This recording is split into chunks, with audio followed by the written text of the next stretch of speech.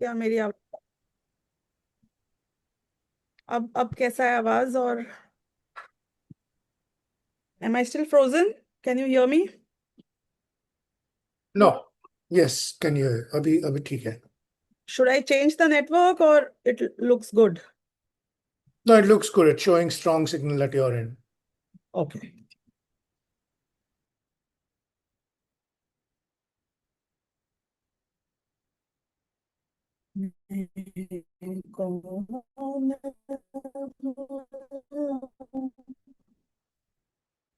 आया कहाँ से रूप, क्या संबंध है, स्वीकृत करूं परिहार क्या।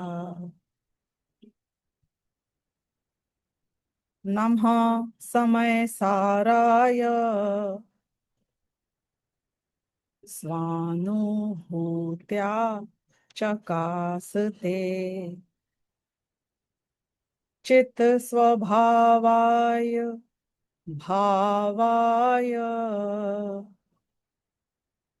सर्वभावांतरच्छेदे।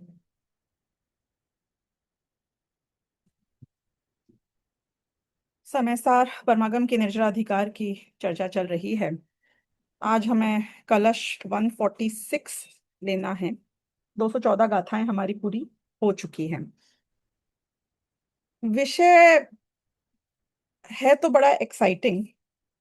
जिसको आनंद आए उसे गूजबम्स भी आ सकते हैं, क्योंकि वो ये बता रहे हैं कि ज्ञानी को ऐसा क्या आनंद है कि वो दिखता सामान्य मिथ्या दृष्टि संसारी जीवों की तरह है, वैसा ही गृहस्थ है, मैम आपकी आवाज अटक रही है। आई डोंट नो, वैसे मुझे ही संयोगों के बीता है, वैसे ही एक एक संयोग है। मैम आपकी आवाज नहीं आ रही है बराबर। Okay, let me change the net.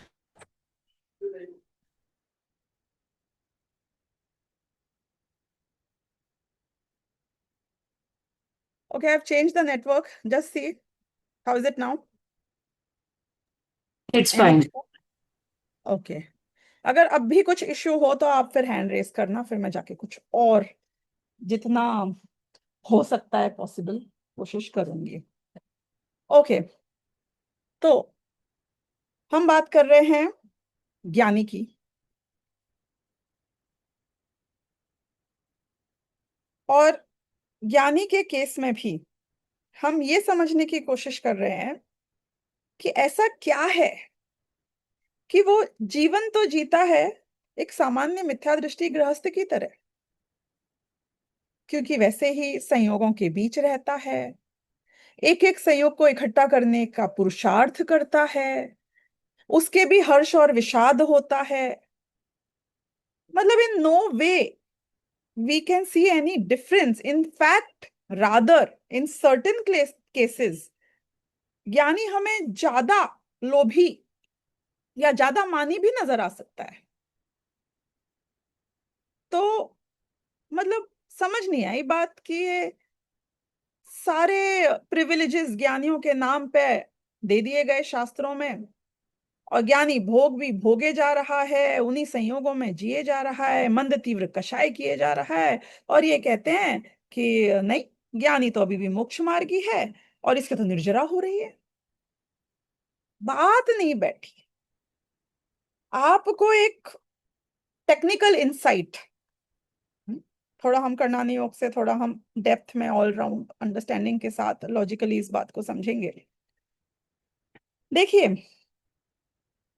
निर्जरा प्रत्येक संसारी जीव के प्रति समय हो रही है। निर्जरा मतलब क्या है? कर्म का झड़ जाना, निर्जरित होना।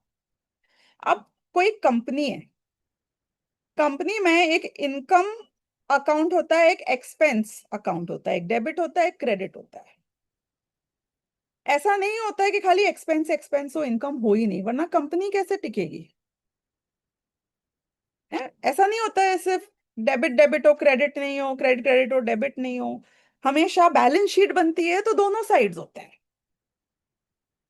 तो जैसे बंध एक साइड है, ऐसे निर्जरा भी प्रत्येक संसारी जीव का एक साइड है, जो हमेशा होता है। निगोदिया के भी होता है, अभव्य के भी होता है, एक इंद्रिय के होता है, दो इंद्रिय के होता है। मतलब कोई संसारी जीव नहीं है जिसके प्रति समय निर्जरा नहीं हो रही है। तो जो हमने सात तत्वों में निर्जरा बोली, वो निर्जरा तो मोक्ष मार्ग में होती है। बात कैसे बैठी? कि बात सुनो, ध्यान से सुनो, समझ में आएगी। जब कोई प्रॉफिटेबल कंपनी हो तो भी इनकम एक्सपेंस है, और कोई लॉस मेकिंग कंपनी हो तो भी इनकम एक्सपेंस है। तो what defines a company as profitable vis a company that is loss making? कि बहुत सिंपल सा लॉजिक है। एक ही क्या बोलते हैं, फॉर्मूला था मैथ्स में, जब मुझे सेकंड थर्ड फोर्थ स्टैंडर्ड जब भी सिखाया गया होगा स्कूल में, ऐसा लगा कि ये सिखाने की क्या जरूरत है। जब उनने हमें सिखाया कि selling price minus cost price equal to profit, अगर वो पॉजिटिव है तो। मेरे को लगा ये पढ़ाने की क्या जरूरत है मन में, ये तो कॉमन सेंस है। नहीं, उसके लिए मैथ्स और स्कूल और फॉर्मूलाज और एडिशन सब्ट्रैक्शन भी समझने की क्या जरूरत है? तो धर्म में भी ये बात समझने के लिए आपको बहुत रॉकेट साइंस नहीं समझना पड़ेगा कि जब नेट निर्जरा हो रही है तो आप प्रॉफिट में हो, और जब नेट बंद हो रहा है तो आप लॉस में हो। बैठी कि नहीं बैठी बात?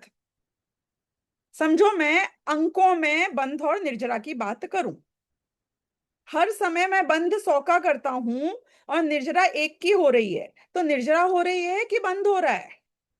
नेट क्या हो रहा है? नेट 99 का बंद हो रहा है। नहीं, उसको निर्जरा नहीं बोलेंगे, उसको बोलेंगे सिर्फ बंद हो रहा है।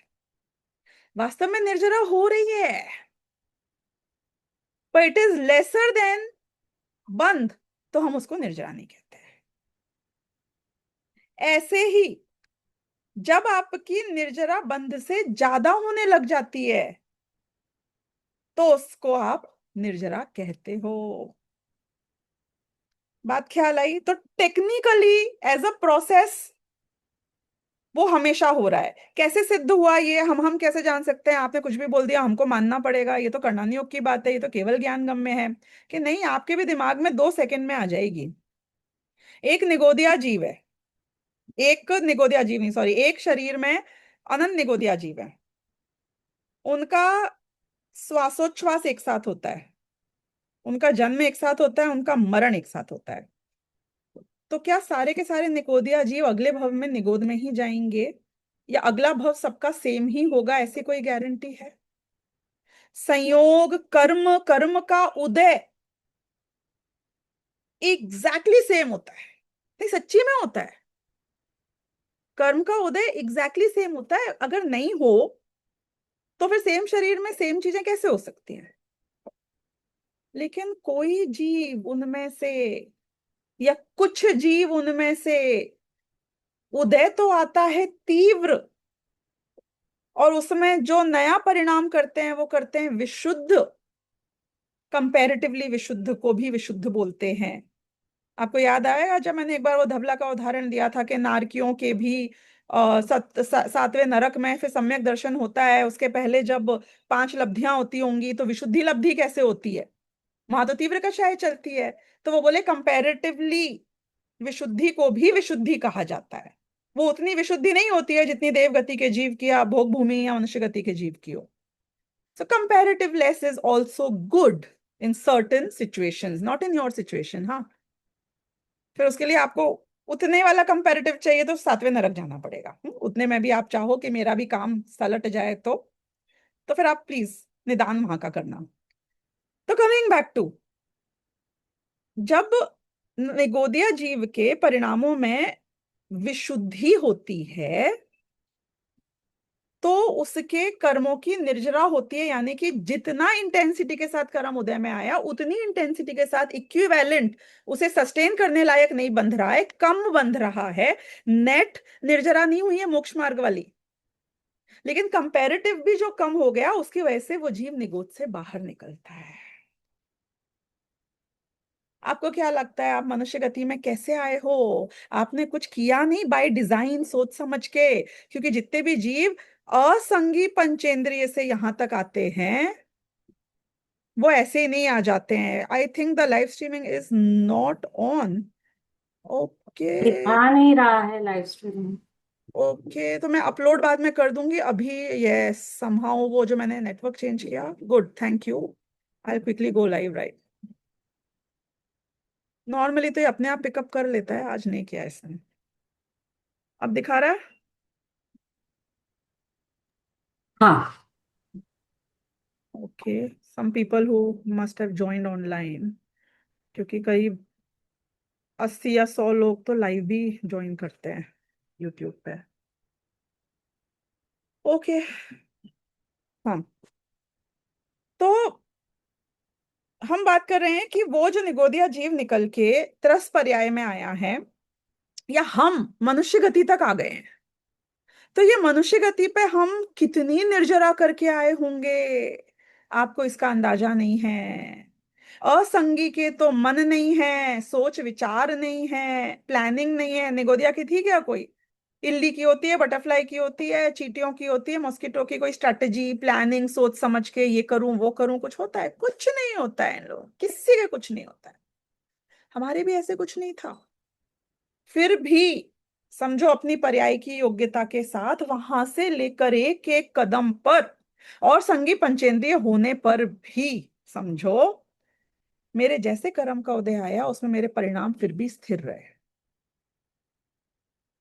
जैसा कर्म का उदय तीव्रता से आया उतना इंटेंस रिएक्शन हमारा नहीं, और इसलिए हम ग्रेजुअली आज जिस प्रिविलेज्ड पोजीशन पर मनुष्य भव में हैं यहां तक पहुंच पाए हैं। इतना ज्ञान का क्षयोपशम जो मिला है ऐसे ही नहीं मिल गया है, बहुत तपस्या है इसके पीछे। इतना अच्छा बढ़िया शरीर, इंद्रियां, संयोग, बहुत तपस्या है इसके पीछे। लेकिन ये इंसान भी गजब कर देता है, इस पॉइंट पे आने के बाद में इतनी मेहनत करके यहां तक पहुंचा था, भूल जाता है, उसे पता ही नहीं चलता है कैसे पहुंचा है।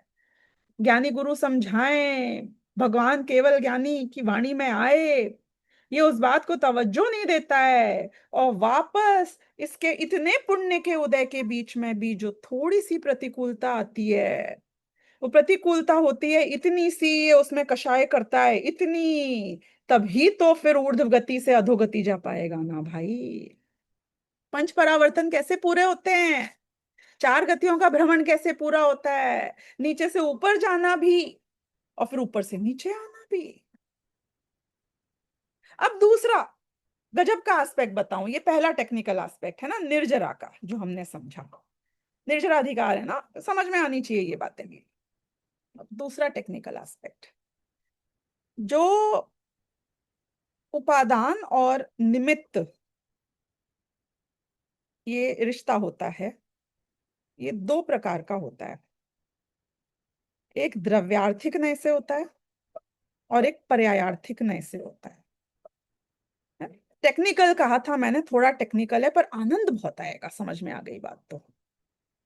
ये वैसे मैंने जो निमित्त उपादान के ऊपर लेक्चर्स लिए थे उसमें बनारसी दास जी का निमित्त उपादान चिट्ठी है, उसके ऊपर गुरुदेव के प्रवचन है, उसके आधार से बहुत विस्तार में ये विषय लिया हुआ है। पर मैं भी भूल जाती हूँ, आप भी भूल जाते होगे, अपनी ऐसी स्पेशलिटी है। तो विस्तार से सुनना है तो वहां जाना, शॉर्ट में मैं अभी ले रही हूँ एक पार्ट उसका, क्योंकि वो निर्जरा से रिलेटेड है, very very critical for us to understand. चौभंगी बनती है, चौभंगी मीन्स क्वाड्रेंट। क्वाड्रेंट मतलब होता है राइट, परफेक्ट मीना बहन, बिल्कुल जैसे आपने ड्रॉ किया है ना। चार बॉक्सेस बन जाते हैं, दो एक्सिस होती है, उसके अलग अलग खाने होते हैं। विजुअलाइज कर लेना, मैं भी ड्रॉ व्रॉ नहीं कर रही हूँ, जो मेन बात बतानी है वो सुनना। द्रव्यार्थिक नय की अपेक्षा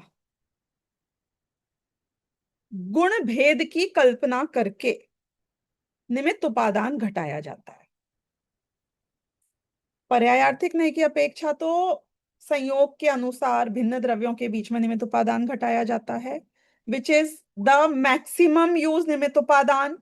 जब आप घड़े का, कुम्हार का, रसोई का, खाने का, गुरु का, देव शास्त्र का, मेरे मोक्ष मार्ग में देशनालब्धि का, ये सब चर्चा करते हो तो भिन्न द्रव्यों की पर्यायार्थिक न्याय से बात चल रही होती है।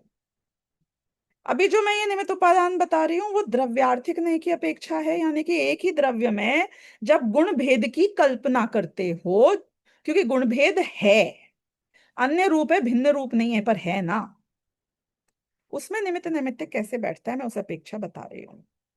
अब एक ही द्रव्य में अनंत गुण होते हैं, वो स्वतंत्र होते हैं, स्वयं सिद्ध हैं, है ना।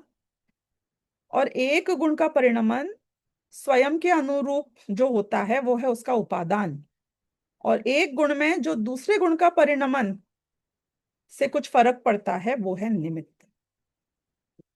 तो यहां पे हम बात करेंगे ज्ञान गुण की और चारित्र गुण की। एक्स एक्सिस बनाई, वाई एक्सिस बनाई, एक को ज्ञान गुण पे खड़ा किया, एक को हमने चारित्र गुण पे खड़ा किया। ज्ञान गुण की शुद्ध और अशुद्ध पर्याय देखी जाएगी, और चारित्र गुण की भी शुद्ध और अशुद्ध पर्याय देखी जाएगी। किसी को कोई प्रश्न नहीं ना, अभी तक समझ में आ रहा है जो मैं बोल रही हूं। अब 4 ऑप्शंस बनेंगे इनके मिलाकर। ज्ञान गुण की जो शुद्ध पर्याय है और चारित्र गुण की शुद्ध पर्याय है, एक ही ऑप्शन बनेगा। जिसके ज्ञान गुण की शुद्ध पर्याय होती है और चारित्र गुण की भी शुद्ध पर्याय होती है, उसका मोक्ष हो जाता है। उसका ज्ञान केवल ज्ञान हो जाता है और चारित्र यथाख्यात चारित्र हो जाता है। बहुत इजी है समझना। ज्ञान गुण शुद्ध कब होता है? ज्ञान गुण शुद्ध कब होता है? जब जानने केवल रूप ज्ञान। होता है। नहीं नहीं नहीं नहीं नहीं नहीं नहीं, शुद्ध और अशुद्ध परिणमन जो बात कर रही हूं मैं अभी ज्ञान की। और ज्ञान शुद्ध और चारित्र शुद्ध, तो फाइनल जो प्राप्त होएगा वो केवल ज्ञान है, यथाख्यात चारित्र है। पर इसके भी 4 ऑप्शंस बनेंगे। ज्ञान गुण शुद्ध कब होता है? जब जानने रूप होता है, सही जानने, सम्यक जानने रूप होता है। जो आपने जाना है, वस्तु का जैसा स्वरूप है उसे वैसा सम्यक जानने रूप होता है। जो ज्ञान रूप का अशुद्ध परिणमन है वो नहीं जानने रूप होता है, अज्ञान रूप होता है, मिथ्या ज्ञान रूप होता है। अब इसमें जानने और नहीं जानने में भी जानना 2 प्रकार का सुनना। जानना 2 प्रकार का, एक थ्योरेटिकल जानना और एक स्वसंवेदन ज्ञान सहित ग्रंथि भेद होकर जानना। ख्याल आती जा रही है बात? गुड। अब और जो अज्ञान रूप है वो तो अज्ञान रूप है, सिंपल ही है ना, उसमें कोई डाउट नहीं है। चारित्र में भी शुद्ध परिणमन होता है, अशुद्ध परिणमन होता है, संक्लेश रूप होता है, विशुद्धि रूप होता है, ऐसे बोल लो, ठीक है। अब वैसे अलग अलग भेद होते हैं, जिसपे हमें जब घटाना है हम वैसे घटा लेंगे। अभी मुझे बहुत मोटा मोटा हाई लेवल समझाना है। ज्ञान का शुद्ध परिणमन है ग्रंथि भेद सहित। ग्रंथि भेद सहित यानी कि सम्यक दर्शन की प्राप्ति हो गई है, मिथ्यात्व छूट गया है। अब जो सम्यक ज्ञान है उसके साथ में यदि आपका चारित्र का शुद्ध परिणमन है, स्थिरता है चारित्र की, विशुद्धि है चारित्र में, तो आप 100% ऊर्ध्व ओर जा रहे हो।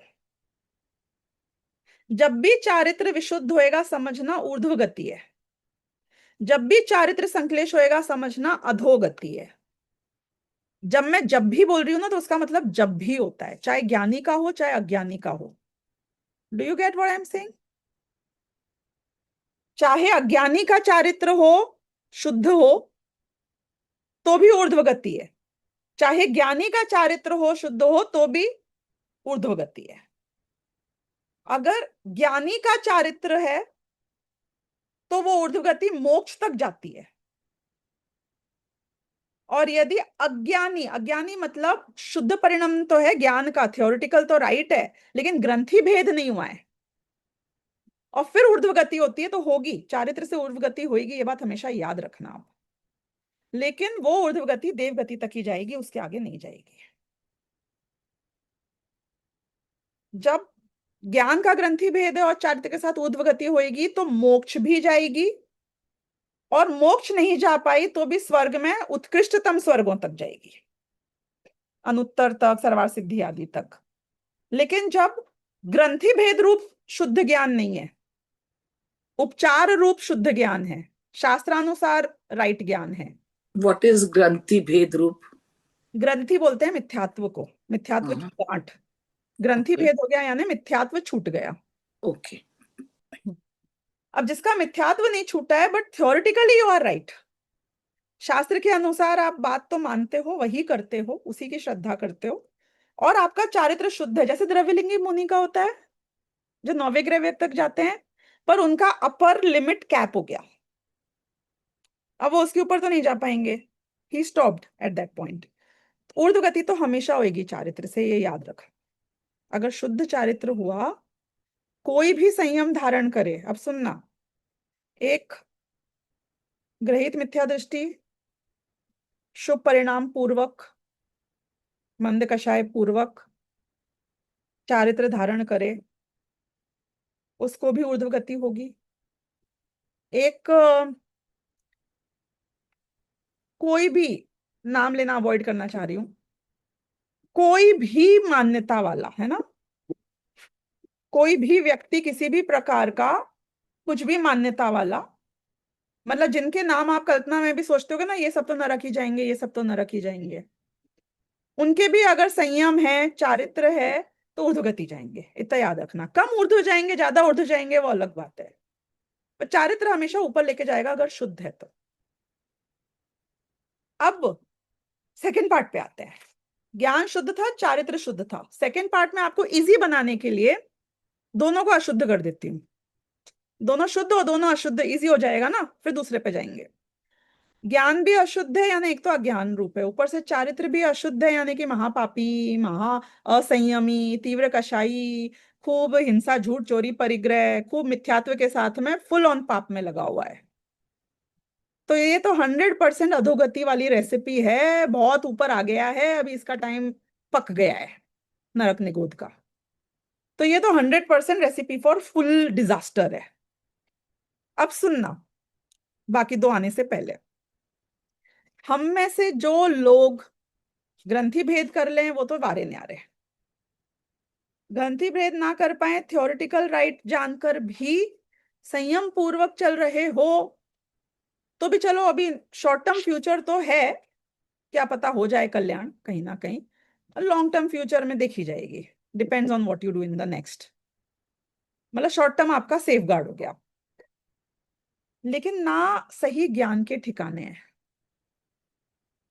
समझे आप, ना शास्त्रानुसार ज्ञान है, ना ग्रंथि भेद है, ग्रहित मिथ्यात्व हो कि नास्तिक हो कि जो हो तुम, है ना, वो तुम जानो, तुम्हें रुचि नहीं है कि जो समझो वो समझो, पर ज्ञान में अज्ञान रूप हो, अशुद्ध रूप हो, मिथ्या रूप हो, और चारित्र से भी भ्रष्ट हो, हमें सब चलता है, हमको विकल्प नहीं है वेज नॉन वेज, हम सोचते नहीं है दो बार। बिजनेस में प्रॉफिट मतलब प्रॉफिट, साम दाम दंड भेद से, है होते हैं ना लोग जंग में और प्रेम में, कोई रूल्स नहीं होते, ना तो ज्ञान है और ना चारित्र के ठिकाने हैं, you just know where the गाड़ी इज गोइंग वेरी क्लियरली। अब इन दोनों को हटा के दूसरे दो, जहां पे हम में से मैक्सिमम लोग आएंगे, है क्योंकि मोक्ष मार्गी भी गिने चुने हैं, और जो भ्रष्ट ही भ्रष्ट हैं अभी क्या है, वो हमारे स्कोप से तो यूजुअली बाहर रहते हैं। बाकी दो की बात करती हूँ। ज्ञान है शुद्ध और चारित्र है अशुद्ध, तो बोलो कहाँ जाएंगे? अगर सम्यक दृष्टि है तो भी राजा श्रेणी की तरह जाएंगे नरक में। समझ में आया आपको? ज्ञान था शुद्ध, सम्यक ज्ञान था, छायक सम्यक्त्व था। चारित्र हुआ अशुद्ध, इसका मतलब है चारित्र यदि अशुद्ध है, you are going down whether you are ज्ञानी or you are अज्ञानी does not make a difference. Do you understand that? चारित्र इज नॉट nobody. यहाँ उपादान चारित्र है, यहाँ निमित्त हमने ज्ञान को बनाया है। उपादान में खोट है, अगर वो नीचे जा रहा है अशुद्ध है, अगर वो अशुद्ध है तो वो नीचे जाएगा। कोई दुनिया का माइका लाल निमित्त उसको नहीं उबार सकता है। हा? चारित्र शुद्ध है तो ऊपर ही जाएगा, चाहे ज्ञान हो चाहे अज्ञान हो। उपादान की शक्ति देखो आप। और चारित्र अशुद्ध है तो नीचे ही जाएगा, चाहे निमित्त कैसा ही हो। फर्क पड़ता है, मैं मना नहीं कर रही हूं, पड़ता है। क्यों? क्योंकि जिसको मोक्ष जाना है उसका चारित्र भी शुद्ध है, उसका ज्ञान भी शुद्ध है, उसका निमित्त भी देशना लब्धि रूप होएगा, उसमें स्वयं में योग्यता भी सम्यक दर्शन की होएगी। ऐसा नहीं होएगा कि मुझ में उपादान की योग्यता सम्यक दर्शन की है और देशना का निमित्त मुझे कुगुरु का मिल रहा है। Does not work like that, है ना? ये क्लियर हो गया एकदम कि ज्ञान हो राइट यानी सम्यक, चारित्र हो अशुद्ध, तो भी शॉर्ट टर्म में अधोगति जाएगा और फिर वापस कब ऊर्ध्व में आएगा? जब ये चारित्र राइट होएगा तब ऊर्ध्व आ जाएगा। ज्ञान इज देयर वेटिंग, लेकिन चारित्र भी राइट करना तो पड़ेगा ना। थोड़ा तो तेरी जो निर्जरा चल रही है, समझो तू पाप ज्यादा कमा रहा है तो तू फिर जाएगा ही जाएगा, तो थोड़ा तो शुभ भाव में तो आना पड़ेगा, विशुद्धि तो होनी पड़ेगी। अब यदि ज्ञान है मिथ्या रूप, लेकिन है शास्त्र के अनुसार जानने रूप, मतलब मैं उसी क्वाड्रेंट की बात कर रही हूं, क्योंकि हमने दो भेद किए थे ज्ञान के। एक सम्यक ज्ञान वाला जिसमें ग्रंथि भेद हुआ है, एक शास्त्रानुसार सम्यक है लेकिन ग्रंथि भेद नहीं हुआ है। और फिर भी यदि उसका संयम रूप नहीं है चारित्र, विशुद्धि रूप नहीं है चारित्र, संक्लेश रूप है, तो कहां जाएगा? बहुत इजी क्वेश्चन है वैसे तो। हाँ, नीचे ही जाएगा। अरे जब सम्यक दृष्टि होकर भी नीचे जाने से नहीं बच पाया, तो तेरे तो अभी तक ग्रंथि भेद भी नहीं हुआ है, तेरे क्या चांसेस है? सम्यक दृष्टि तो अगर नीचे जाएगा तो भी उसका शॉर्ट लिव्ड नीचा है, क्योंकि वो बाउंस बैक करेगा, क्योंकि सम्यक ज्ञान है ना, वो उसको लेकर आएगा वापस। लेकिन तेरे तो थियोरिटिकल था और वो विसर जाएगा, तो तू तो बेचारा बिन लगाम का घोड़ा रह जाएगा, कहां जाएगा पता नहीं चलेगा। अब यदि ज्ञान है अजान रूप, है अशुद्ध, और चारित्र भी है अशुद्ध, ये हो गया हमारा। तो अभी हमारा कौन सा बाकी रह गया था? ज्ञान है शुद्ध, ज्ञान अशुद्ध और शुद्ध चारित्र। राइट, ज्ञान अशुद्ध और शुद्ध चारित्र, थैंक यू, राइट। ये कौन से केसेस हैं, बताइए? ज्ञान ये अशुद्ध, द्रव्यलिंगी। ये द्रव्यलिंगी, द्रव्यलिंगी, हाँ। द्रव्यलिंगी केस है ये सारे के तो सारे। मैम एग्जैक्टली जैसे ज्ञान शुद्ध था और हम्म। चारित्र नहीं अशुद्ध था, तो वो अधोगति गए, लेकिन टेम्पररी अवस्था के लिए, फिर वो बाउंस बैक करेंगे। वैसे ही अज्ञान जब है, मतलब ज्ञान अशुद्ध है लेकिन चारित्र शुद्ध है, तो वो ऊर्ध्व गति जाएंगे लेकिन टेम्पररी के फेस के लिए, और वो नीचे बाउंस बैक अब वो करेंगे। नीचे बाउंस बैक होके आएंगे, बिल्कुल बिल्कुल राइट, ऐसा ही होता है। लेकिन दीदी कहते हैं ना कि सम्यक दृष्टि एक बार हो जाता है जीव, यदि इसकी आयु या गति नहीं बंदी हो तो वो निरक जा सकता है, नहीं तो वो ऊपर ही जाएगा। सम्यक दर्शन, क्योंकि सम्यक दर्शन होने के बाद जब आयु बंध होता है, जब हम बात कर रहे हैं, ये सिर्फ रूल तब गिना जाता है जब उसका सम्यक दर्शन कंटिन्यू हो रहा हो। यदि सम्यक दर्शन होके छूट जाए तो फिर मिथ्या दृष्टि जैसे ही ट्रीटमेंट होता है। लेकिन उनको तो शायद सम्यक दृष्टि देना, जिनके छायक सम्यक दर्शन है उनके तो बना रहेगा, और राजा सैनिक तो शायद सम्यक दृष्टि कहते हैं ना, मतलब ऐसे तो और उनका आयु बंध तो उनके, पहले ही हो गया था ना सम्यक दर्शन के। हाँ हाँ, आयु बंध पहले हो गया था, वो इसीलिए नीचे गए। देखो, मुख्यता से ऐसा कहने में आता है इसीलिए गए, लेकिन अनफेयर नहीं गए। ऐसा नहीं था कि बाद में तो उनके बहुत बढ़िया परिणाम था और वो तो संयम ले लेते और उनको इतनी आकुलता थी नहीं, उनका चारित्र तो बहुत विशुद्ध था, फिर भी पहले बंध गया था इसलिए नरक गए। ऐसा कभी नहीं होता है। आप बताओ कि उनका आयु पहले क्यों बंधा, बाद में क्यों नहीं बंधा? योग्यता ऐसी ही होनी थी, योग्यता योग्यता ऐसी है। ऐसी थी। उपादान की योग्यता ही ऐसी थी दीदी। हाँ, और दूसरा जो फाइन ट्यूनिंग होती है आयु की, वो तो लास्ट तक होती रहती है। ऐसा होता है कभी सातवें नरक का बंध पहले हो गया, बाद में कम होके पहले का रह जाए, या पहले पहले का हो गया बाद में बढ़ के सातवें का हो जाए, क्योंकि वो मीन मीडियन मोड निकाला जाता है सारे परिणामों का, हर अपकर्ष काल भी उसी हिसाब से आता है। तो मतलब वो जो मैथमेटिक्स है वो अनफेयर नहीं है। जो लोगों को कई बार ऐसे फील होता है ना, अरे वैसे तो मैं हमेशा इतनी शांत भाव से रहता हूँ, पूजा भक्ति करता हूँ, एक दिन गुस्सा आ गया था उतने में आयु बंद हो गया, ऐसे नहीं होता है। आपकी ट्रू पिक्चर ही कैच होती है, आपके आउटलायर्स, आपके एक्सेप्शंस, आपके फ्लक्चुएशंस, उनको नहीं काउंट होता है उसमें। तो इन शॉर्ट अभी जो जो मुख्य बात यहां समझानी है वो क्या है कि चारित्र इंडिपेंडेंट गुण है और ज्ञान इंडिपेंडेंट गुण है। अगर मैं चारित्र की अपेक्षा बात करूं जो उपादान है, और अगर ज्ञान उसमें निमित्त बन रहा है, तो निमित्त जब शुद्ध होगा और उपादान भी शुद्ध होगा, असली कार्य तो तब होता है। और उपादान शुद्ध है और निमित्त शुद्ध नहीं है, तो चारित्र तो बढ़िया है पर अज्ञान रूप ज्ञान है, तो ऊर्ध्व गति तो जा रहा है, पर वो फुल फ्लेजेड काम नहीं हुआ है, पूरा पैकेज डील नहीं हुआ है, वो सब कुछ राइट नहीं हुआ है। और जो क्वालिटी है उस चारित्र की भी, वो क्वालिटी में वो वाली बात नहीं आती है जो सम्यक ज्ञान के साथ आती है। क्योंकि असली जो ऊपर जाना है, मोक्ष जाना है, उसकी शुरुआत ग्रंथि भेद के बाद होती है। ग्रंथि भेद के पहले तो वो अनलॉक ही नहीं होता है लेवल। कितने ऊपर चले जाओ, वो सीलिंग पे आके आप रुक जाओगे। तो अब हम निर्जरा की बात कर रहे हैं ज्ञानी के केस में, है वापस कम बैक टू ज्ञानी।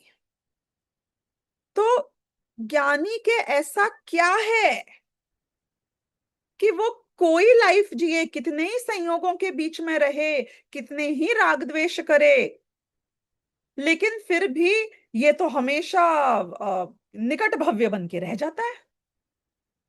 क्योंकि इसका वो जो सीलिंग थी देवगति तक की, वो सीलिंग खत्म हो गई है, उसका मोक्ष जाने का रास्ता अनलॉक हो गया है। ज्ञान ने क्या किया? अनलॉक किया, मोक्ष जाने का रास्ता अनलॉक किया। यदि आप ज्ञान को सम्यक रूप नहीं करो, यानी ग्रंथि भेद नहीं करो, तो आप कितने ही ऊपर चले जाओ, बाउंस करके नीचे आओगे। आप ऊपर टिक नहीं सकते हो, अनंत काल तक ऊपर नहीं रह सकते हो। लेकिन अगर आपने ज्ञान ने ऊपर जाने का रास्ता अनलॉक कर लिया है, तो नीचे भी चले गए तो भी बाउंस करके ऊपर जाके मोक्ष चले जाओगे। रास्ता खुल गया है मोक्ष का ज्ञान से, रास्ता खुल गया है। मतलब चारित्र इनफ कब होगा? तभी इनफ होगा कि जब ज्ञान राइट हो जाएगा। हाँ जी दीपिका जी।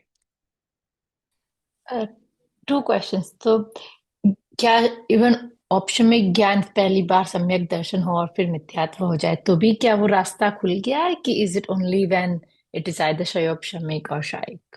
वो रास्ता अनंत काल वाला जो आपका ब्लॉकेज था वो खुल गया है, क्योंकि वो खुल गया। अर्थोत्तर ओके। परावर्तन लिमिटेड हो गया है, लेकिन अभी के ओके। लिए ब्लॉक हो गया है। ओके। ये देन ब्लॉक हो सेकंड गया है क्वेश्चन। क्योंकि, one second, it is possible, okay, I think I have shared with this with you earlier. भूतकाल में हो सकता है कि आपको औपशमिक सम्यक्त्व अर्ध पुद्गल परावर्तन से थोड़ा सा कम टाइम करो, हफ्ते पहले हो गया था। हो सकता है दीपिका जी को सम्यक दर्शन अर्धपुद्गल परावर्तन टाइम पास्ट में जाओ तब हो गया था और होके छूट गया। फिर दीपिका जी फुल मिथ्या दृष्टि हो गई। फिर अर्धपुद्गल परावर्तन तक जहां जहां घूम घूम के अब हो सकता है आपका 2-4 भव में मोक्ष जाने का काल पक्का है, इसलिए आप वापस यहाँ के इंटरेस्ट ले रहे हो, वापस समझ रहे हो। और अब भी आपको वापस औपशमिक ही होएगा, क्योंकि 3 भेद होने के बाद में वापस जुड़ भी जाते हैं मिथ्यात्व के जो 3 खंड होते हैं। और लेकिन इस बार अब होगा तो काम पूरा हो जाएगा। Okay. और ऐसा अदरवाइज भी हो सकता है कि आपको अर्धपुद्गल के अर्धपुद्गल के बीच में, मतलब all permutation combinations are possible, कि ये अभी आपको हाफ ऑफ अर्धपुद्गल है ना, अर्धपुद्गल ऑलरेडी हाफ है, उसका भी हाफ मतलब क्वार्टर, उसके पहले ऑप्शमिक हुआ था, अभी भी वापस ऑप्शमिक होएगा, फिर छूट जाएगा, फिर वो क्वार्टर और निकलेगा, फिर लास्ट में आएगा। मतलब ये बहुत जितने कॉम्बिनेशंस हो सकते हैं वो सब होता है। Okay, but it's unlocked for a certain, at some point. Max out हो गया है। Okay, okay. And then for द्रव्यलिंगी, I know I always say, तो theoretical ज्ञान तो है ना उनके, तो फिर do we call them with शुद्ध ज्ञान or do we still call them as अशुद्ध ज्ञान? सो शुद्ध ज्ञान में उनने 2 भेद किए, Right, right. ज्ञान रूप Theoretical और and हाँ, तो उसमें उनने खुद ही ये मतलब जो बाइफरकेशन किया बनारसी दास जी ने, तो उनने एक बोला ग्रंथि भेद वाला जानना शुद्ध ज्ञान, और एक बिना ग्रंथि भेद के पर जैनागम शास्त्र के अनुसार जानना। सो इफ वी आर मिथ्या दृष्टि but whatever we say is 100% as per शास्त्र, and what we believe theoretically is also as per शास्त्र। अनुभूति नहीं है आत्मा की, पर हम शास्त्र के अनुसार एक शब्द मानते भी हैं। नवलिंगी भी मानता है। जो नैव्यक जाता है वो शास्त्र की बात में उसको कोई शंका नहीं है। अगर Exactly. शंका नहीं, और वो मायाचारी नहीं कर रहा है, मतलब वो सीरियस मिसअंडरस्टैंडिंग वाला केस है विथ फुल जेन्युइनिटी। Right. तभी तो क्या नौवे ग्रह में दिया है। So would I know we said द्रव्यलिंगी will fall into अशुद्ध ज्ञान and शुद्ध चारित्र. नहीं, द्रव्यलिंगी will But- fall in not अशुद्ध ज्ञान, टोटली अशुद्ध Right. ज्ञान नहीं, द्रव्यलिंगी विल Exactly. फॉल इन शुद्ध ज्ञान का जो ग्रंथि भेद नहीं हुआ है, जानता राइट है Okay. पर आचरण 100% राइट है। Right. और दूसरा जो अशुद्ध ज्ञान वाला है वो तो मैंने बोला ना, जैसे ग्रहित मिथ्या दृष्टि भी है, जिसको हमारे नव तत्व की बात में विश्वास नहीं है, शरीर आत्मा को या तो एक मानता है, या मैं रागी द्वेषी मानता है, या प्रेम में ही मोक्ष मानता है, लेकिन उसका आचरण में है ना, मैं चारित्र. बोल रही हूँ। अभी आप देखो परमहंस आदि भी जाते हैं समझो ऊपर उच्च स्वर्गों तक, शास्त्र में आता है ये। मुस्लिम्स जा सकते हैं, क्रिश्चियंस जा सकते हैं, जिनने बहुत काइंड लाइफ और बहुत खुद भी बहुत नन बनकर, फादर बनकर, समझो मौलवी बनकर, और शुद्ध सात्विक जीवन जिया है और लोगों की सेवा करी है, ऐसे लोग भी जाते हैं ना देवगति में। तो पर ज्ञान शुद्ध रूप नहीं कहलाएगा, ना थियोरिटिकल ना अनुभूति, अज्ञान रूप ही था। दम तत्वों की श्रद्धा, Right. 6 द्रव्यों की श्रद्धा एकदम ही गलत थी, पर चारित्र शुद्ध था। तो एक टांग के ऊपर खड़े होते हैं, उल्टे लटकते हैं, क्या पंचाग्नि तप तपते हैं, ये सारे उस कैटेगरी में आएंगे। चारित्र की तो शुद्धता करी, परम मंद कषाय करी, लेकिन यहाँ गड़बड़ कर दी। मैम तो इसको बेसिकली बाल तप बोलते हैं। परमहंस आदि को शुक्ल लेश्या तक होती है। हाँ सॉरी, इसको बाल तप बोलते हैं क्या? बाल तप तो बोले ही जाए, जो भी भावलिंगी नहीं है सबके वो बाल। बाल तप हुआ ना? हाँ बिल्कुल बाल तप। मैम तो बेसिकली ज्ञान का शुद्ध होना ज्यादा बेटर है। भले ही अगर नरक आदि आयु भी बन जाती है और हमें लगता है कि इनके ये आयु है, लेकिन वो टेम्पररी फेज है, और वो तो नहीं, खुशी नहीं, खुशी तुमको दोनों मिल सकते हैं, तुमको एक क्यों चाहिए? नहीं वो तो दोनों ही चाहिए। I don't have to choose between anyone. ज्ञान भी शुद्ध और चारित्र भी शुद्ध, हमको मोक्ष जाना है। खाली ज्ञान शुद्ध लेकिन भी इट्स नॉट इनफ। स्वसंवेदन ज्ञान होके भी छूट जाए, इट्स नॉट इनफ। होके भी तुम महापापी बने रहो, it's not good. That is true, क्योंकि बट समझो, कंपैरेटिवली नहीं, कंपैरेटिवली क्यों चॉइस कर, निदान कर रही हो तो फिर आइडियल बना रही हो, मन के लड्डू फीके क्यों? There is no option only, option क्या है चामा?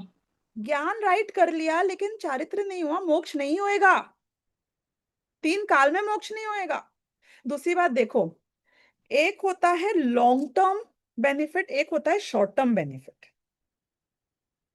चारित्र से short term benefit immediate realise होता है। ज्ञान लॉन्ग टर्म बेनिफिट के लिए तो है, पर जीवन तो शॉर्ट टर्म से चलेगा ना। तुम भोगोगे क्या? सम्यक ज्ञान हो गया लेकिन अभी भोग तो रहे ना राजा श्रेणिक नरक के नारकी के दुखों को। रावण भी जाने वाले हैं भविष्य में तो मोक्ष। आज क्या भोग रहे हैं आप, वो बात करो ना। राइट, उसमें चूज नहीं करते, दोनों दोनों राइट। चारित्र एनकैश होता है। चारित्र हाथ का पैसा है, इमीडिएट वहीं के वहीं। अभी आप मंद कषाय में जी रहे हो ना, तो अभी आप आनंद में जियोगे, भले ही मिथ्या दृष्टि हो। और अभी आप तीव्र कषाय में जी रहे हो तो भी आपको आकुलता तो बनी हुई है ना। थ्योरेटिकल ज्ञान भले ही राइट हो गया हो तो भी कौन सा बच गए। हाँ, ग्रंथि भेद हुआ है तो आपके चारित्र की क्वालिटी ही बदल जाती है। क्वालिटी ही बदल जाती है, क्योंकि वो जो हर चीज अंदर तक आपको भेद रही थी अनंतानुबंधी के कारण, अब वो ऊपर ही ऊपर तैरती है। लेकिन फिर भी अज्ञानी रोता हुआ नजर आएगा, अज्ञानी चिल्लाता हुआ नजर आएगा, उसे भी लोभ होएगा। चलो मुझे बताओ, ज्ञानी कंजूस हो सकता है कि नहीं हो सकता है? दीदी अपन यहाँ चारित्र में, दीदी अपन चारित्र जो ले रहे हैं तो वो अपने आत्मानुभूति को ले रहे हैं या बाह्य चारित्र, या दोनों को ले रहे हैं? चारित्र गुण की पर्याय ले रहे हैं, उसमें एक शुद्ध है एक अशुद्ध है। जो शुद्ध है वो ओके। विशुद्धि रूप है, जो अशुद्ध है वो संक्लेश रूप है। ओके। तो अब मैं पॉसिबिलिटीज की भी बात इसलिए करना चाहती हूँ, बहुत इंपॉर्टेंटली करना चाहती हूँ, क्योंकि चारों पॉसिबिलिटीज हैं और चारों का जीवन में जमीन आसमान का फर्क है। हम यहाँ पे निर्जराधिकार में कौन सी पॉसिबिलिटी की बात कर रहे हैं? जहां ज्ञान सम्यक हो गया है, ग्रंथि भेद हो गया है, चारित्र में अशुद्धि है, तो भी सुनना, अब इंपॉर्टेंट बात, जिसका मैंने वो बैलेंस शीट बनवाई थी याद है ना, जिसका ग्रंथि भेद हो गया है वो चाहे चारित्र शुद्ध में रहे कि चारित्र अशुद्ध में रहे, नेट प्रॉफिट में रहेगा। इस बात के लिए सारी बात करी मैंने। ये सारी भूमिका जो चली वो इस स्टेटमेंट के भाव भाषण के लिए चली कि ज्ञान यदि अज्ञान रूप है, ग्रंथि भेद नहीं हुआ है, तो तुम कितना ही चारित्र की शुद्धता कर लेना, नेट लॉस में रहोगे। मतलब मैं बोलूं, मैंने, हाँ चलो मैं नहीं बोलती हूँ, बताती हूँ। हमने अपने बच्चे को बोला, बेटा बिजनेस में रेवेन्यू बहुत इंपॉर्टेंट होता है, तुम कितना कमा के लाए ये बताओ, कितना पैसा आया? तो बोले ठीक है, क्या चाहिए आपको बोलो, कितने कमाऊं मैं? कहा तो 50,000 रुपए एक दिन में कमा के दिखा दे, चलो मैं मान जाऊंगा। मतलब 50,000 रुपए आने चाहिए हाथ में बराबर। रेवेन्यू, रेवेन्यू प्रॉफिट नहीं, अभी सुनना, रेवेन्यू मतलब टोटल आया कितना पैसा। तो हाँ, तो बोले मैं अभी ले आता हूँ 50,000 रुपए। बोला, ठीक है बहुत बढ़िया। जाके मेरी 30 लाख की गाड़ी बेच दी 50,000 रुपए में। बोले आ गए 50,000 रुपए। हाँ, कैश लेके आया हूँ 50,000। बोलो ये प्रॉफिट है कि लॉस है? पैसे तो आए हैं, रेवेन्यू तो हुआ है, प्रॉफिट है कि लॉस है भाई? ऐसे तो कोई कमा ले, तुम डायमंड के चूड़ी जाके 2 लाख रुपए में बेच दो, जब 20 लाख रुपए की हो, यूं मिल जाएगा हार्ड कैश। उससे क्या मतलब है? टाक गंजी कर देगा तू तो हमारी। हाँ हाँ, कई रिच मैन चिल्ड्रन बिजनेस पूरा सेटअप करते हैं। क्यों? क्योंकि एक्चुअली तो मैं तो स्टार्टअप्स को इवेलुएट करती थी ना, मैं बताती हूँ आपको। हमारा होता है कैक। कैक होता है CAC, anybody knows here? Customer acquisition cost. एक कस्टमर को एक्वायर करने की कॉस्ट कितनी है? हर कंपनी जितने भी ये देती है ना, ऑफर्स देती है कि आप ज्वाइन करोगे आपको फ्री वाउचर मिलेगा। तो हम कंपनी को पूछते थे, कोई बोलेगा कि मेरे पास 10,000 कस्टमर्स हैं। मैं बोली that is fine, what is your CAC? तो बोला कस्टमर एक्विजिशन कॉस्ट है पर customer 1,000 rupee, for example. Sales team लगाई है, प्रोसेस लगाए हैं, एडवर्टीजमेंट का खर्चा है, अब फ्री बीज दे रहे हो, दुनिया भर की चीजें ना, एक कस्टमर को लाने की कॉस्ट होती है कंपनी की। मैंने कहा रेवेन्यू पर कस्टमर क्या है? अब वो बहुत इंपॉर्टेंट है, राइट? बोले रेवेन्यू पर customer over the period of the year है 10 रुपया है।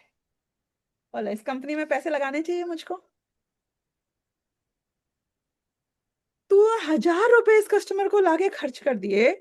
तू एक साल में अगर 10 रुपया कमा रहा है इस कस्टमर से, प्रोवाइडेड ये कस्टमर तेरे साथ रहता है, कितने साल तक ये कस्टमर रहेगा तो तू 1,000 रुपए रियलाइज कर पाएगा?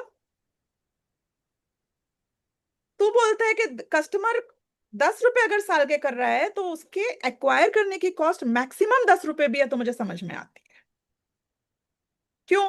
कि ठीक है ये कस्टमर नेक्स्ट ईयर से प्रॉफिटेबल हो जाएगा। It's not ideal. हाँ, अभी भी पैसे नहीं लगाऊंगी मैं।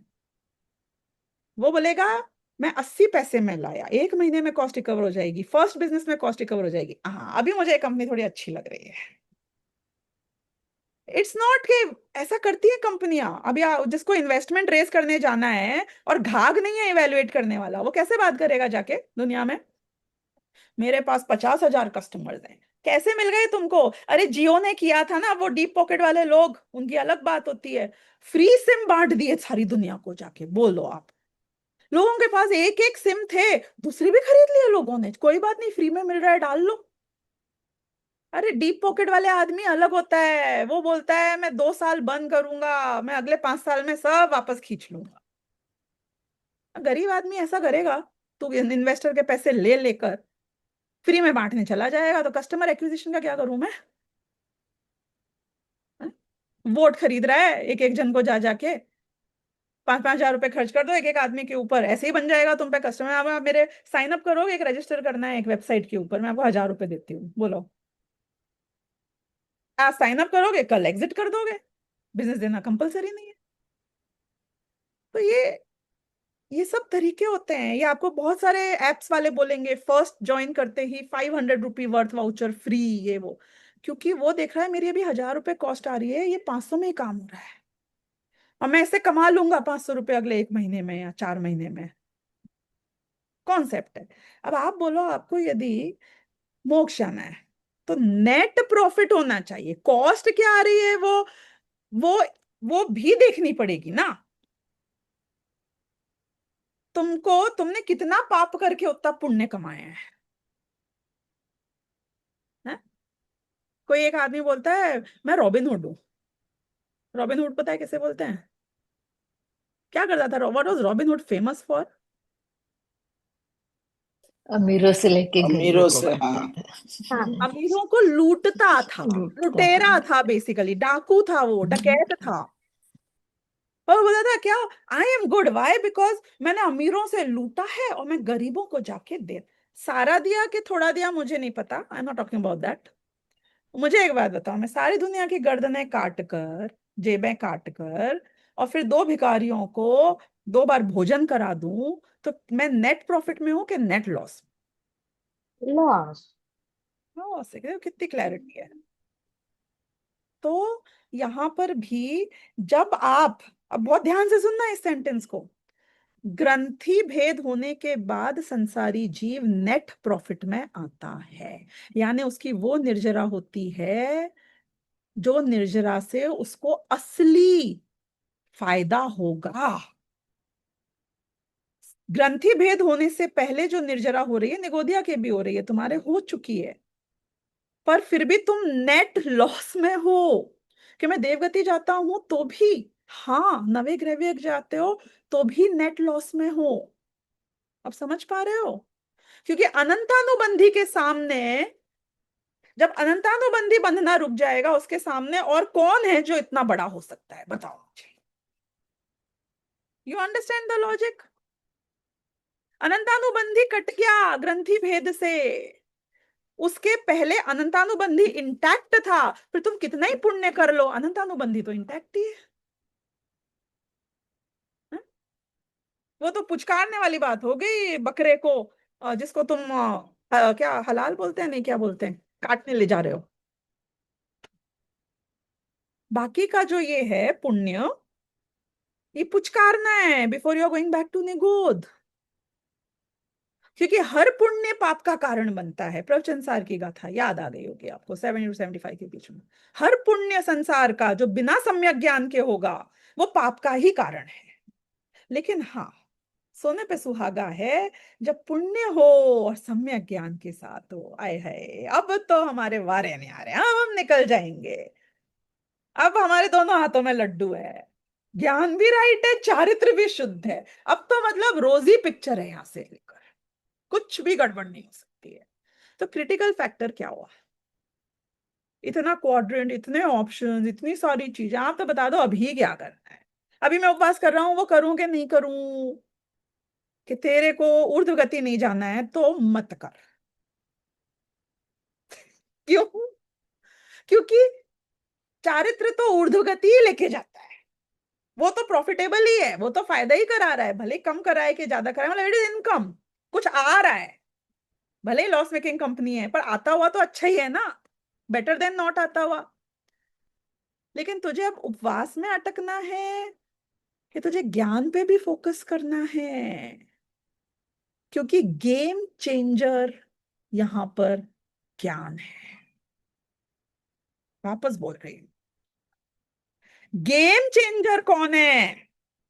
ये चुट्टे पुट्टे तो होते रहेंगे। कभी कभी बच्चे आते हैं ऐसे प्राउड फील होते हुए, मैंने 5 रुपीज बचाए मम्मा। खुश होना पड़ता है। कितनी खुश हो रही हूं मैं एक्चुअली में। मेरे मेरे क्यों 5 मिनट बर्बाद कर रही है? 5 रुपए सेविंग, लाइक सीरियसली, कैसे? कैसे 5 रुपए की सेविंग हुई बेटा? रद्दी वाले को मैंने, उसने मुझे कम वजन दिखाया था, ½ किलो, आधा बड़ा के लिया। हाय हाय, ऐसा अचीवमेंट है चारित्र का बिना ज्ञान के। गेम चेंजर ग्रंथि भेद है। तो हमें ज्ञान का ग्रंथि भेद जिसका हो जाता है, उसको कहते हैं ज्ञानी, उसे कहते हैं सम्यक दृष्टि। अब उसका जीवन कैसा है, नायाब है, उसके तो सारी प्रॉब्लम ही सॉर्ट हो गई है परमानेंटली। क्योंकि he knows for sure, short term में मेरा ग्राफ नीचे जाए ऊपर जाए इससे फर्क नहीं पड़ता है, लॉन्ग टर्म में मेरा ग्राफ ऊपर ही जाने वाला है। 100% है। क्या तो वो बोलते हैं 146वें कलश में, पूर्वबद्ध निज कर्म विपाकात। देखो, वो मैं ही था ज्ञानी होने के पहले, मैंने बहुत कर्म बांधे हैं, कंटिन्यूअसली बांध रहा हूं ना मैं अनादिकाल से। I have not been doing nothing, right? Super busy था। 70 कोड़ा कोड़ी साल तक का अगर उत्कृष्ट स्थिति हो सकती है किसी कर्म की, तो मतलब उतने पास्ट टेंस में से जो मेरा अस्तित्व था, तब से मैं I am working hard to earn so much कर्म। नहीं,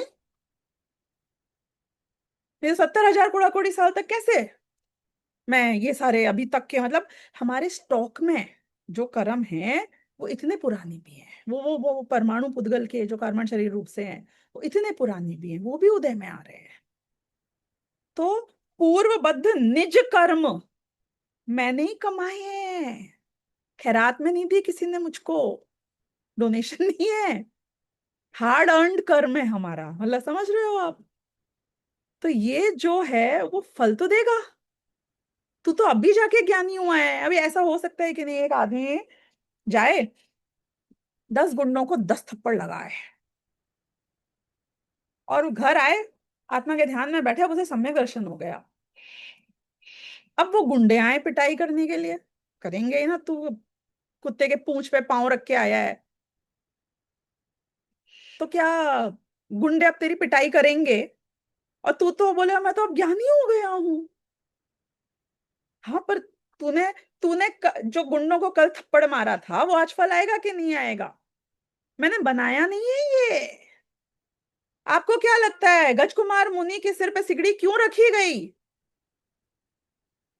उनने खुद ही शादी की थी, कसम खाई थी। वो जो भी था वो अपने ससुर जी को पटाया होएगा, वो उनको कन्विंस किया होएगा मेरी आपकी बेटी से शादी कर दो, फिर छोड़ के आ गए। तो सब तुम्हारे ये पांडवों के ऊपर क्यों इतना घोर उपसर्ग हुआ? उनने किया था ना पूर्वबद्ध कर्म। वही जब आया है विपाकात ज्ञानिनः यदि भवति उपयोग। अब वो बोल रहे हैं वो विपाक से जो पहले खुद का ही बांधा हुआ कर्म है वो जब उदय आएगा उससे यदि ज्ञानी को भोग होगा तो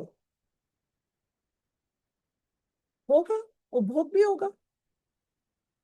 दोनों तरफ गिन लेना, भोग भी गिन लेना, उपभोग भी गिन लेना, चेतन का भी गिन लेना, अचेतन का भी गिन लेना। आपको क्या लगता है जो आप पैसे कमाते हो बहुत मेहनत करके कमाते हो इसलिए आते हैं? बहुत पुरुषार्थ किया, बहुत दिमाग लगाया, बहुत टाइम घिसाया आपने अपनी चप्पलों को? अरे आपके निज कर्म जो पहले बंधे हुए थे उनके उदय से आया है वो पैसा। आपके कमाने से 1 रुपया नहीं आया। आपने तो नया पाप कमाया है।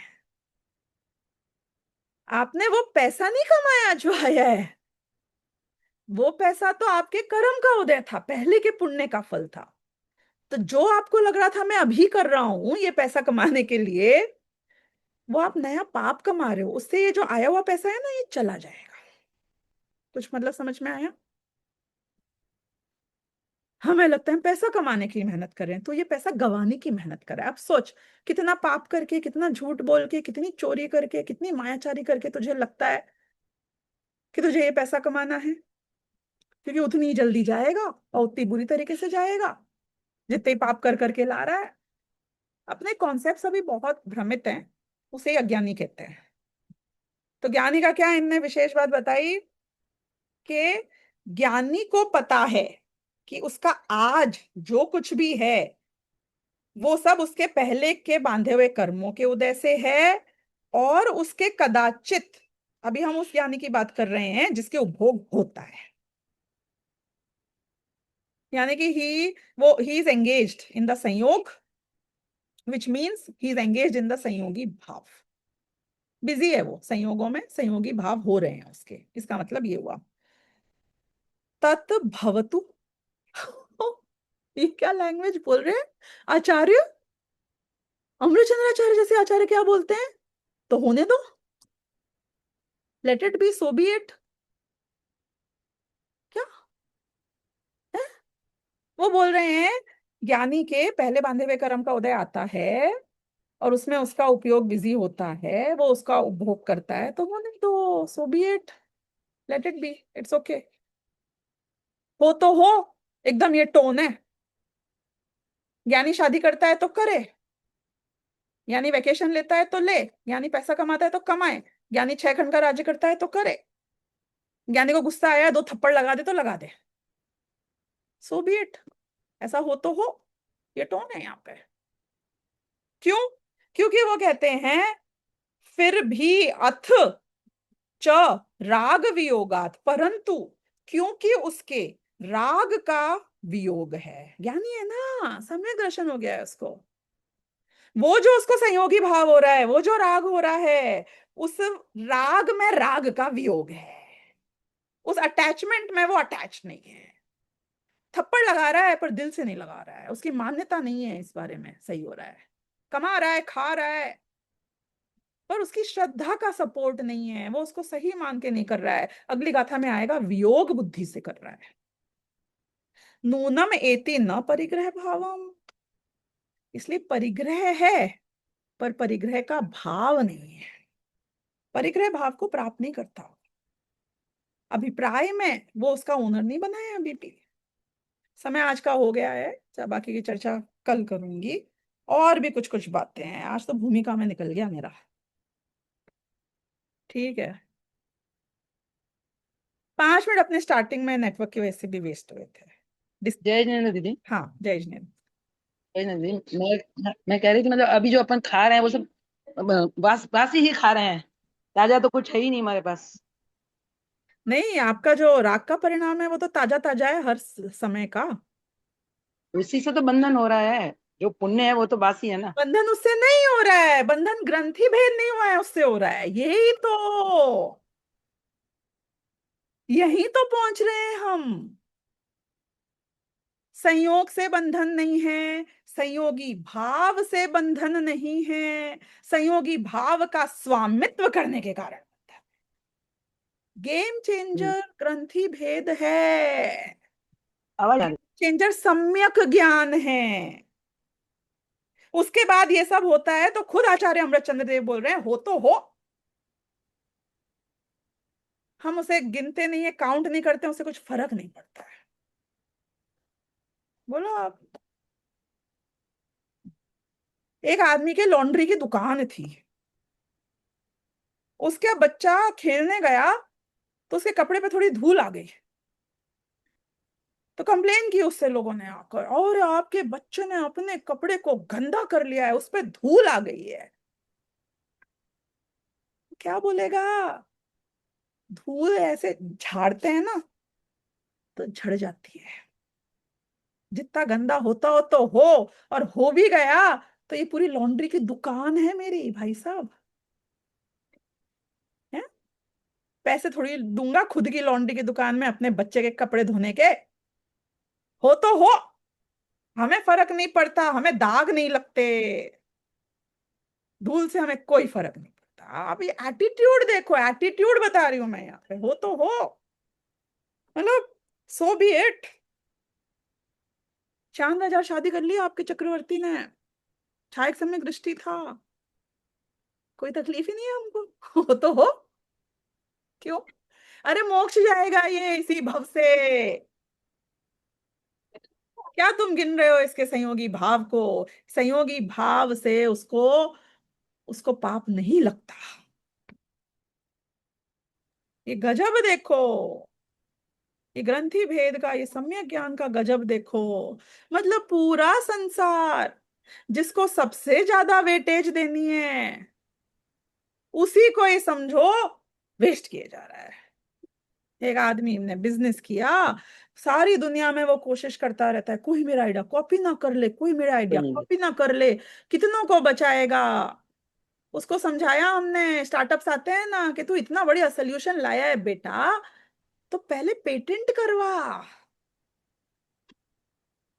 पेटेंट करा लेगा, फिर सारी दुनिया को बोल मेरा प्रोडक्ट यूज करो, मुझको रॉयल्टी दो, तुझको बिजनेस नहीं करना पड़ेगा, तो घर पे बैठ के खाली खा। स्मार्ट बिजनेस क्या होता है? पेटेंट करके रॉयल्टी खाना, कि खुद घिस घिस के चप्पलों को पूरा तोड़ कर भी जाके पैसे कमाना। बोलो, स्मार्ट वर्क होता है हार्ड वर्क होता है? तुझे हार्ड वर्क करना है, तुझे हजारों साल तपस्या करनी है, स्मार्ट वर्क करना, पहले ग्रंथि भेद कर, उसके बाद तेरा इतना सा शुभ परिणाम भी इतना बड़ा फल देकर जाएगा। फिर तुझे बचाना नहीं पड़ेगा एक एक को, फिर तो तेरे तेरे राग भी माफ हो जाएंगे।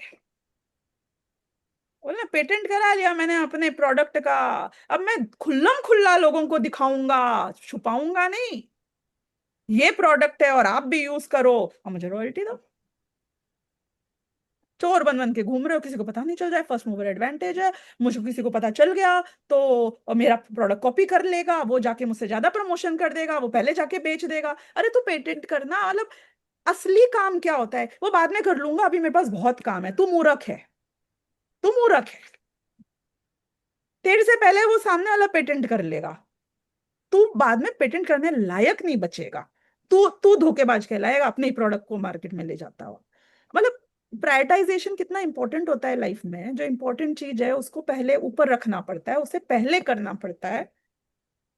होशियार और बेवकूफ लोगों में यही फर्क होता है, मैं सही बता रही हूँ। मतलब अपन तो बेवकूफों से भी घिरे रहते हैं ना, होशियारों से भी घिरे रहते हैं।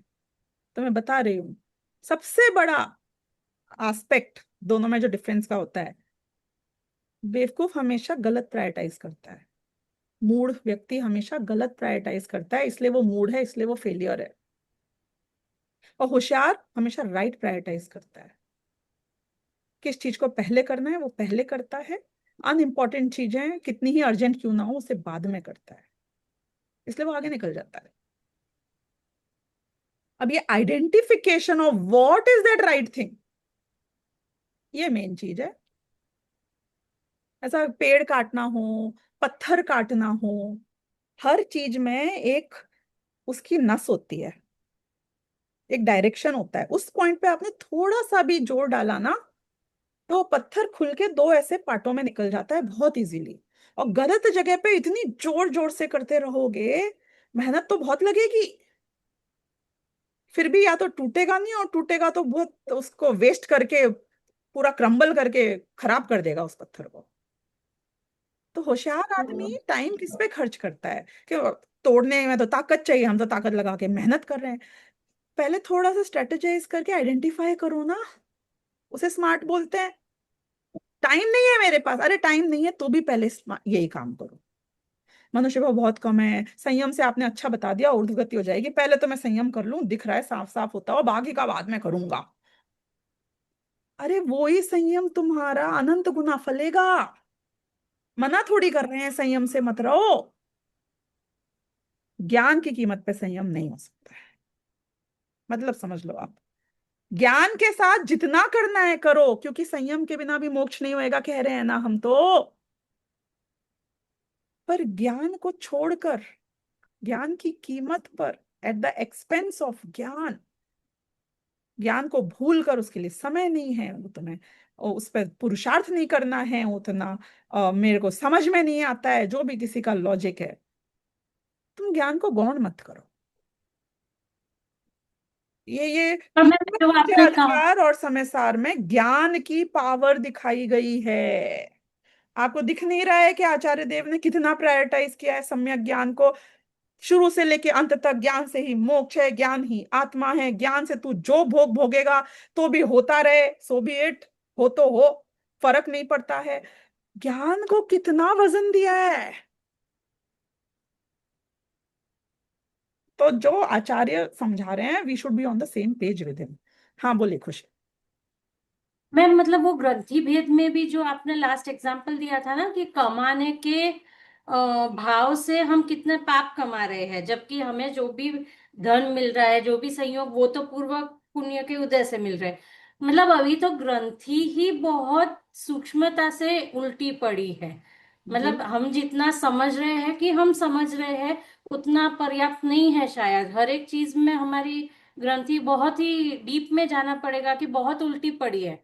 हम तो पाप ही कमा रहे हैं ना। बिल्कुल कमा रहे हैं पूरे टाइम। आप बोलो आपको क्रेडिट मिलता है, आपकी ख्याति होती है, लोग आपकी अप्रिशिएशन करते हैं। आप बहुत मेहनत करोगे, बहुत अच्छा परफॉर्म करोगे, तब लोग आपकी अप्रिशिएट करते हैं। कि आपके पहले कमाए हुए यश कीर्ति का अगर उदय है, तो आप ना कुछ नहीं करोगे और लोग आपकी बैठ के मालाएं पहना देंगे, तारीफ कर देंगे। और यश कीर्ति नहीं है, अयश कीर्ति है।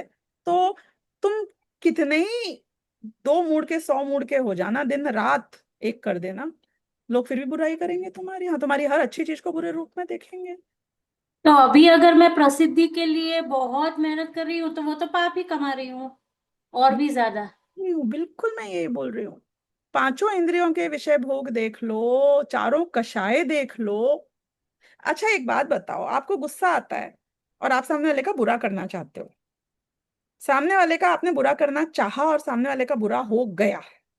जैसे कि मेरे को लगा अरे यार ये आदमी, कुछ भी सोच लो है, बड़ा डिफिकल्ट है बुरा करना सोचना। जैसे आपका कॉम्पेटिटर ने बहुत प्रॉफिट कमा लिया है, आप सोच रहे हो कि इसके चक्कर में मेरा प्रॉफिट नहीं हो पा रहा है, और सामने वाले की कंपनी में बुरा हो गया। आपको गुस्सा तो बहुत आ रही थी, इसने हर बार मेरा हर क्लाइंट छीन लिया है, मेहनत मैं करता हूँ लेके ये चला जाता है।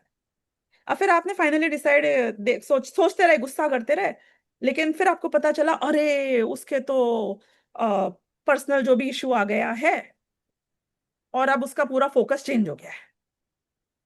अब मैं आपसे पूछ रही हूँ, आपके पुण्य के उदय से ही उसका बुरा हुआ, क्योंकि आपको बहुत तीव्र क्रोध था, तीव्र उसके अनिष्ट करने की इच्छा थी, और जब आपको किसी की अनिष्ट करने की इच्छा हो और उसका अनिष्ट हो जाए तो आपके पुण्य का उदय हुआ, क्योंकि आपकी इच्छा की पूर्ति हो गई ना। ऐसे तुमने जितना क्रोध किया है, तुम नहीं करते तो भी उसका जो अनिष्ट होना था होता ही, लेकिन तुमने जितना क्रोध किया है, तुमने तो प्योर पाप कमाया है कि नहीं कमाया है? अपना खून जलाया है, अपना हार्ट ब्लड प्रेशर हाई किया है, अपने असाता वेदने बांधा है, सब कुछ तो तुमने अपनी रातों की नींद उड़ाई है, परेशान हुए हो, अभी भी भोग लिया और अब भविष्य में भी भोगोगे। मैं तो जो पूर्व कर्म के उदय से मुझे प्रॉफिट इतना नहीं हो रहा था, वो लोन चुकाने के बदले और भी मैंने लॉस कर दिया अपना, और भी वो लॉस भाव कर, करके। बिल्कुल। चारों कषाय पे घटित होएगा। कितना टाइम है? 2 मिनट, फटाफट करती हूँ। अभी मुझे कोई चीज का बहुत तीव्र लोभ हो वर्सेस की मंद इच्छा हो, और वो वस्तु मिलनी है तो मिलेगी, नहीं मिलनी है तो नहीं मिलेगी। मैं बहुत लोभी हूं इसलिए मिलेगी, कम लोभी हूं तो नहीं मिलेगी, कि पूर्व कर्म के उदय से मिलेगी और नहीं मिलेगी? पूर्व कर्म का उदय। तो जो लोभ तूने किया ना, ज्यादा, जितना ज्यादा किया, वो तो प्योर पाप कमाया। उसका क्या लेना देना है तेरे लोभ का वो वस्तु मिलने नहीं मिलने से? मायाचारी में भी देख लो, हमें लगता है ओ रे मैंने इतनी उठा पटक करके, इतना आगे पीछे करके, इतना स्ट्रैटेजी, मायाचारी को लोग स्ट्रैटेजी के नकाब में है ना छुपाने की कोशिश करते हैं, ऐसे ऐसे करके फाइनली जाके क्रैक कर लिया है। अरे वो तुझे वैसे ही मिलने वाला था, क्योंकि तेरे भाग्य का होगा तो मिलेगा ही, और नहीं होगा तो नहीं मिलेगा। तूने मायाचारी करके सिर्फ पाप कमाए हैं, आकुलता कमाई है। तो विषयों को देखो, भोगों को देखो, है सबको देखो आप, A to Z। तो आपके कुछ नहीं हो रहा है नया पाप कमाने से, पुण्य के उदय का। मैम हम अपना ही बुरा कर रहे हैं, ये अपना ही। बहुत बड़ी आपने आज भ्रम दूर किया, थैंक यू। श्योर। हाँ जतिन भाई, दीदी हाँ हाँ, एक सेकेंड ना, जतिन भाई का हाथ रेज हुआ है, हाँ अच्छा। बोलिए। हाँ, दीदी ये अब ग्रंथि वेद में हम्म, चायक और चायिक समय दर्शन ही आएगा कि औपश्रमिक भी आएगा? सारे आएंगे, औपशमिक, छायोपशमिक, छायक, सब आएंगे। Thank you. हाँ श्योर। दीदी हाँ जी, हाँ। जैसे जिस जिस अब अपन जब ध्यान करने बैठते हैं, है ना, तो कुछ समय ऐसा आता है कि अपने मन के जो विकल्प होते हैं ना वो भी शांत हो जाते हैं, और हम्म मतलब कुछ समय ऐसा आता है कि अब आप कोई विकल्प नहीं है वहां पर। हम्म हाँ, बस ज्ञान अपना कार्य कर रहा है केवल। हम्म अब उस स्थिति को अपन मतलब ऐसा होता है आजकल कि जहाँ पर अब थोड़ी देर अपन, जैसे अधिकतर मेरे साथ मंदिर में होता है कि अपन बैठते हैं, दर्शन वर्शन करने के बाद जब अपन अपना ध्यान में बैठते हैं, तो कि हाँ कोई मतलब ऐसा लगता है कि कोई विकल्प ही नहीं, और वो जो कुछ समय होता है ना, फिर एकदम से बाहर आ जाते हैं, फिर एकदम से विकल्प उठने लग जाते हैं। अपन उसको अपन क्या कहेंगे, और अपने को कितना ग्रंथि भेद में, और अपने को कितना क्या करना चाहिए, थोड़ा सा प्रैक्टिकल मतलब बताइए ना। चारित्र गुण की शुद्ध और अशुद्ध पर्याय में एक अपेक्षा स्थिरता और अस्थिरता की भी आती है। चारित्र गुण की शुद्ध पर्याय है स्थिरता रूप, और अशुद्ध पर्याय है अस्थिरता रूप। तो जितनी अस्थिरता है उतनी कमजोरी है, जितनी स्थिरता है अपेक्षाकृत उतना बढ़िया है। शुभ चारित्र में आएगा स्थिरता, और अशुभ चारित्र में आएगा अस्थिरता, अशुद्ध चारित्र में। अब अगर वो स्थिरता ग्रंथि भेद पूर्वक है तो वो ध्यान का रूप लेती है, वो आगे जाके शुक्ल ध्यान का रूप लेगी। तो वो ही है जो आपको समझो यथाख्यात चारित्र लेके ले जाएगी। और यदि बिना ग्रंथि भेद के सिर्फ जिनागम के अनुसार ज्ञान है और स्थिरता है तो उत्कृष्ट शुभ परिणाम करेगी, पुण्य में भी सातिशय पुण्य बंधेगा। और यदि अज्ञान रूप है, ऐसा भी होता है, टोटल अशुद्ध ज्ञान रूप भी स्थिरता होती है? और उससे बहुत लोगों को बहुत रिद्धियां प्राप्त हो जाती हैं। ये इतने सारे आप पढ़ोगे, समझो, ये समझो सांख्य योग और इन सब के जो तरीके होते हैं ध्यान लगाने के, जिस जिस तरीके से उन सब से रिद्धियां प्राप्त हो जाती हैं। वो पानी पे चलने लग जाएंगे, आकाश में उड़ने लग जाएंगे। तो चारित्रिक स्थिरता है तो रिद्धियां प्राप्त हो जाती हैं, अगर ज्ञान रूप नहीं है, अज्ञान रूप है तो। लेकिन उसमें जो जो भी विषय में जहां भी स्पेशलाइजेशन हो जाएगा, तो ऐसा है। नहीं तो अभी भी अपन को जैसे ज्ञान तो इतना तो हो गया दीदी कि अपन अपना कार्य कर सकते हैं और करते हैं, बराबर है।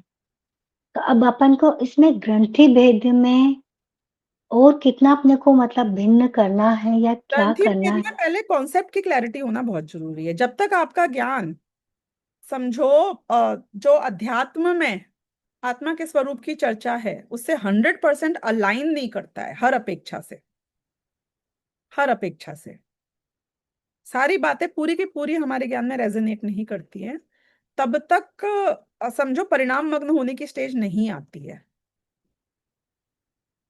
पहले थियोरिटिकल थरो होना पड़ेगा, फिर प्रैक्टिकल परिणाम मग्न होंगे। क्योंकि परिणामों को सिर्फ तन्मय करना रह जाता है स्वसंवेदन काल में। तन्मय करने से पहले जो उसका आकार आपके दिमाग में बनता है वो तो विकल्पात्मक ज्ञान में ही बनेगा। बराबर, हाँ, निर्णय वो तो करोगे विकल्पात्मक, विकल्पात्मक ज्ञान में होएगा। हाँ। तो देशना लब्धि बोलो, प्रायोग्य लब्धि बोलो, ये सब विकल्पात्मक ज्ञान के भेद है। और उस विकल्पात्मक ज्ञान के बिना वो नए पक्ष होंगे, फिर प्रमाण होएगा, निर्णय होएगा, फिर जाके तन्मय की स्टेज आएगी। अगर तो पहले दीदी अपने को निर्णय नहीं हुआ अभी, हाँ, अपने को जैसे अपन कहे कि निर्णय तो हो गया ना पक्का कि हाँ मैं हूँ, मतलब मैं आत्मा हूँ। निर्णय में और सिर्फ मैं आत्मा हूं इतना नहीं आता है, उसमें आत्मा का पूरा स्वरूप भी सम्मिलित होता है। तो वो तो दीदी अपने को स्वरूप तो ख्याल में है ना। आप जब सपोज समय सार पढ़ रहे हो, प्रवचन सार पढ़ रहे हो, उसमें लिखी हुई अपेक्षाएं आपको वहां आने से पहले समझ में आ जाएं, और जो उन बाद में लिखने वाले हैं कथाओं में वो बात पहले ही ख्याल में आ जाए कि हाँ ये तो मुझे पता है, हाँ ये भी मुझे पता है, तो इसका मतलब है राइट डायरेक्शन है। और यदि आपको लगता है हाँ ये वाली बात गड़बड़ रह गई, हाँ इधर इधर इधर, तो इसका मतलब है कि अभी थोड़ी और गुंजाइश बाकी है। तो वो तो हमें खुद को ही पढ़ के समझ में आएगा स्वयं कहाँ खोट रह गई है। ठीक है, ठीक है आज का दीदी, भी थैंक काफी हो गया है। हाँ, बात अपन पूरी करते हैं। सहजानंदी शुद्ध स्वरूपी अविनाशी हूँ आत्मस्वरूप। सहजानंदी शुद्ध स्वरूपी अविनाशी हूँ आत्मस्वरूप। सहजानंदी शुद्ध स्वरूपी अविनाशी हूँ आत्मस्वरूप। निज की निधि निज में बताई, यह अनंत उपकार है।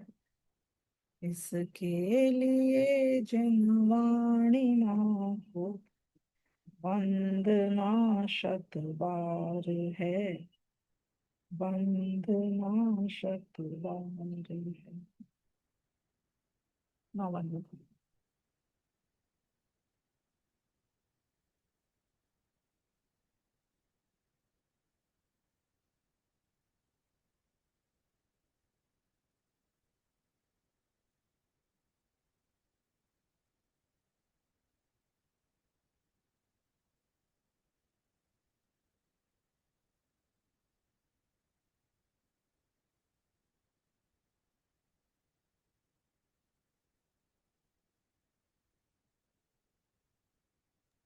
Thank you ma'am. जय जिनेन्द्र। जय जिनेन्द्र सभी को।